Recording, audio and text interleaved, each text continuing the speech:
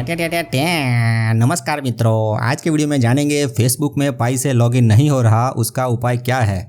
KYC का form भरने के बाद कितना इंतजार करना पड़ेगा। 8वां स्टेप में माइग्रेशन क्यों रुका हुआ है। मॉडरेटर ने पाई की क्या कीमत लगाई। पाई में नाम सुधारने के बारे में क्या कहा। ओपन मेननेट कब आएगा बाबू, इसका संकेत कैसे मिलेगा। और भी बहुत कुछ जो मॉडरेटर ने अभी पिछले 2 दिन में जो कहा है वो जानते हैं आसान भाषा में। पाई नेटवर्क में मॉडरेटर कैसे बने और मॉडरेटर बनने से क्या कमाई होगी। मॉडरेटर बनने के लिए सबसे पहले पाई प्रोजेक्ट के गोल को जानें, उसकी प्रोसेस डिटेल में समझें जिससे पायोनियर गुजर रहे हैं। पाई के व्हाइट पेपर में जो लिखा है वो पढ़ें, चैटरूम में मोड्स FAQ पढ़ें और अन्य चैटरूम में पिन किए गए हुए मैसेज देखें। पाई की ऑफिशियल वेबसाइट mindpi.com से सच्ची जानकारी इकट्ठा करें और कोर टीम से लेटेस्ट अनाउंसमेंट और अपडेट के बारे में खुद को अपडेट रखें। फिर चैट रूम में धीरे धीरे पायोनियरों के सवालों का सही जवाब अच्छे से दें। शायद 1-2 महीने में ही आपके काम और गतिविधि पर ध्यान दिया जाएगा और यदि आप ऐसे ही योगदान करते रहते हैं तो मॉडरेटर और दूसरे पायोनियर आपको नोटिस करेंगे और आपको मॉडरेटर बनने के लिए सुझाव देंगे। देखिए, मॉडरेटर बनना एक स्वैच्छिक कार्य है, इससे कोई विशेष लाभ नहीं है, यानी इससे आपको कोई सैलरी या डॉलर नहीं मिलते। मॉडरेटर बनने से कोई कमाई नहीं होती, परंतु अगर आप अपना ज्ञान किसी और माध्यम से, उदाहरण से देखें तो यूट्यूब के माध्यम से या किसी सोशल मीडिया पर पाई का ज्ञान लोगों में बांटते हैं, उनके प्रॉब्लम्स सॉल्व करते हैं, व्यूज बढ़ने से या फॉलोअर्स बढ़ने से कमाई होने के चांसेस होते हैं। इसको करियर के तौर पर भी सोच सकते हैं। और पाई ही क्यों, किसी भी क्षेत्र में आपके पास ज्ञान है, काबिलियत है, हुनर है तो इंटरनेट के जरिए लोगों को सिखा सकते हैं और इनकम जनरेट कर सकते हैं। अब देखते हैं पासवर्ड रीसेट कैसे करना होता है। कुछ लोगों ने पाई में माइनिंग शुरू की थी परंतु बाद में बंद कर दी थी। पाई की ऐप को भी निकाल दिया था, तो वो लोग ये ट्राई करें, शायद फिर से वही पुराना अकाउंट ओपन हो जाए। देखिए, पाई में पासवर्ड जो है वो 2 तरह का होता है जो दिखाई नहीं देता। एक तो मोबाइल वेरिफिकेशन प्रोसेस करते वक्त SMS भेजते हैं, उससे पासवर्ड बनता है या रीसेट किया जाता है। और दूसरा ऑप्शन है फेसबुक वेरीफाइड करके रखा है, तो फेसबुक का पासवर्ड ही पाई का पासवर्ड होता है। अब ध्यान से देखें, अगर आपने बिना फ़ोन वेरीफाइड किए पाई बनाए थे और बाद में ऐप को निकाल दिया था तो कंटिन्यू विथ मोबाइल करके यहाँ कंट्री कोड और अपना वही नंबर फिर से एंटर करें। देखिए, वही फ़ोन नंबर का सिम कार्ड अभी इस मोबाइल में होना चाहिए और उसमें 20 या 30 रुपये का टॉप अप रिचार्ज करवा कर रखें। अब नेक्स्ट स्क्रीन में पासवर्ड पूछेगा, परंतु यहाँ नीचे पासवर्ड फॉरगॉटन पर क्लिक करें और SMS भेजें। SMS रिसीव होते ही फ़ोन नंबर वेरीफाइड हो जाएगा और आपको नया पासवर्ड एंटर करने की स्क्रीन आएगी। यहाँ जो भी पासवर्ड एंटर करते हैं वो दिखाई नहीं देगा, इसलिए डायरी में लिख कर रखें। अब दूसरा ऑप्शन कंटिन्यू विथ फेसबुक देखते हैं। उसमें तो फेसबुक का पासवर्ड ही पाई का पासवर्ड होता है, तो यहाँ वो पासवर्ड फॉरगॉटन वाला ऑप्शन नहीं आएगा। आपको फेसबुक ऐप में ही पासवर्ड रीसेट करना पड़ेगा और डायरी में फेसबुक ID और फेसबुक का पासवर्ड लिख कर रखना होगा। अभी बहुत लोगों को पाई ऐप में फेसबुक से लॉगिन नहीं होता है, ऐसा देखने को मिला है। यानी फेसबुक से पाई में लॉगिन नहीं हो रहा, उसका उपाय क्या है। ऐसे पायोनियरों ने पाई का माइनिंग भी बंद नहीं किया था और पाई ऐप को भी नहीं निकाला था, तो भी कई लोगों को ये प्रॉब्लम आती है। मित्रों, इसके लिए ये एक वीडियो बनाया था जिसमें फेसबुक में सेटिंग में जाकर पाई ऐप का परमिशन रिन्यू करना होता है, वो एक बार देखें। अगर फिर भी यानी ये सेटिंग करने के बाद भी फेसबुक से पाई ओपन नहीं हो रहा तो मॉडरेटर ने इसका एक अलग उपाय बताया है।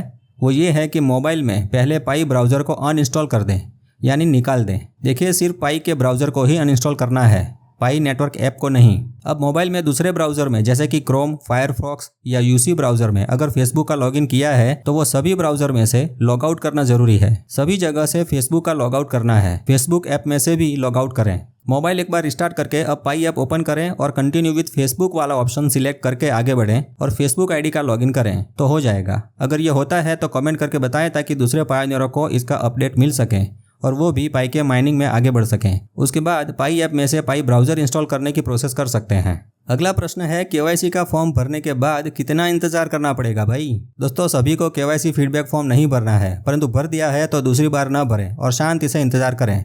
हफ्ते में एक बार ब्राउज़र में KYC ऑप्शन पर क्लिक करके चेक करते रहें। अब ये KYC का प्रॉब्लम 2-3 महीने में सॉल्व करने का लक्ष्य रखा है।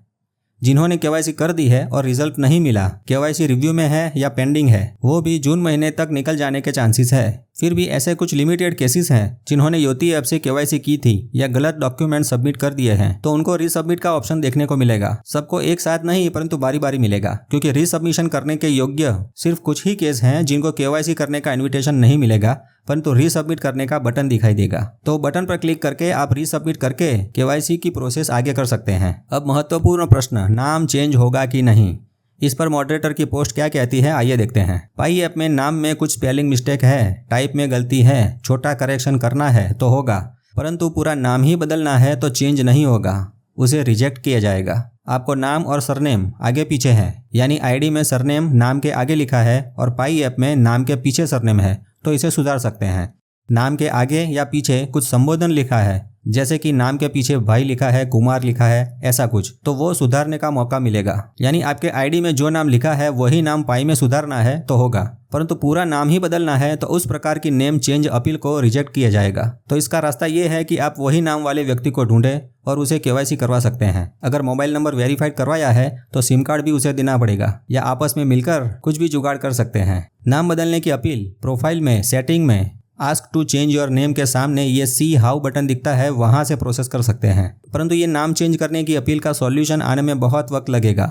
अभी तो सभी पायोनियर का ओवरऑल केवाईसी करवाना है। जिनका नाम सही है, एकदम परफेक्ट है, वो यहाँ कुछ ना करें। अगला प्रश्न, 8वें स्टेप में माइग्रेशन क्यों रुका हुआ है? दोस्तों, मेननेट चेकलिस्ट के 7 स्टेप क्लियर हो गए हैं, परंतु 8वें स्टेप में स्टेटस इन क्यों दिखा रहा है? उसकी ये 3 वजह तो है ही जो पिछले वीडियो में बताई थी, परंतु उसके अलावा अभी पाई की टीम जो है वो पेंडिंग केवाईसी एप्लीकेशन पर काम कर रही है और इसीलिए माइग्रेशन प्रोसेस को थोड़े समय टेम्पररी स्टॉप किया है। सिस्टम में केवाईसी का अपडेशन हो जाने के बाद ये भी कंप्लीट होगा, तो शांति बनाए रखें, आपके पाई सिर्फ आपके ही वॉलेट में आएंगे।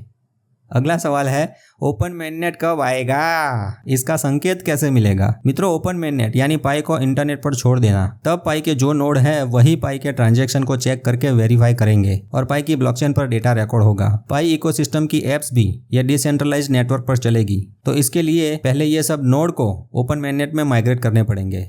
दोस्तों, मॉडरेटर की इस पोस्ट से पता चलता है कि जिन्होंने पाई का नोड लगा कर रखा है वो सभी नोड में से ओपन मेननेट के लिए कुछ नोड का सिलेक्शन पहले होगा, तो इससे संकेत मिल जाएगा कि अब ओपन मेननेट की तैयारी शुरू हो चुकी है और कुछ ही दिनों में क्रिप्टो लक्ष्मी पाई देवी का अवतरण होने वाला है।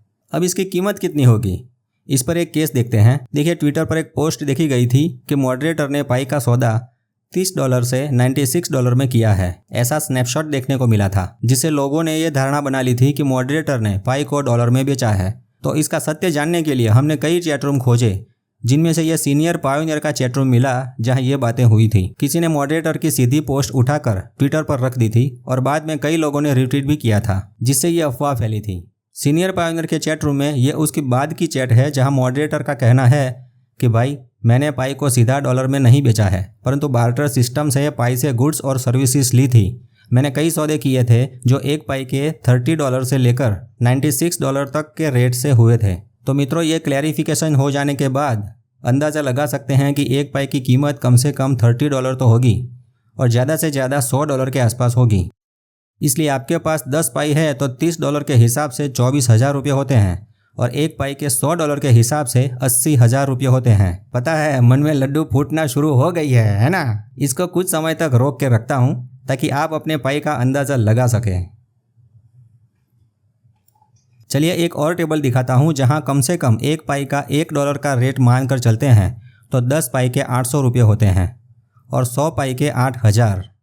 1,000 पाई के सिर्फ 80,000 बहुत कम लगते हैं, है ना? परंतु अगर पाई का रेट $100 का गिनते हैं तो उसी 10 पाई के 80,000 और 1,000 पाई के होते हैं 80 लाख रुपए। अब मजा आया ना वीडियो? बोले तो मिलियनर बनने की फीलिंग आने लगी भाई। तो हे पायोनियरों, 1,000 पाई बनाए नहीं है तो अभी भी समय है। काल चक्र का पहिया तो घूमता रहेगा। जितना हो सके अपनी रेफरल टीम बढ़ाएं। जब तक 1,000 पाई वॉलेट में नहीं आ जाते तब तक हाथ धोकर इस पाई के पीछे पड़े रहो। सुबह उठकर घर से निकलने के बाद शाम को घर आने तक जो भी रास्ते में मिले उसे पाई के बारे में बताते रहें। एक बार नहीं तो 100 बार बताएं। सोशल मीडिया और इंटरनेट पर भी हर रोज पाई के बैनर अपलोड करते रहें, कोई कसर ना छोड़ें। बस पावर नहीं विल पावर। किसी का पाई, किसी की जान।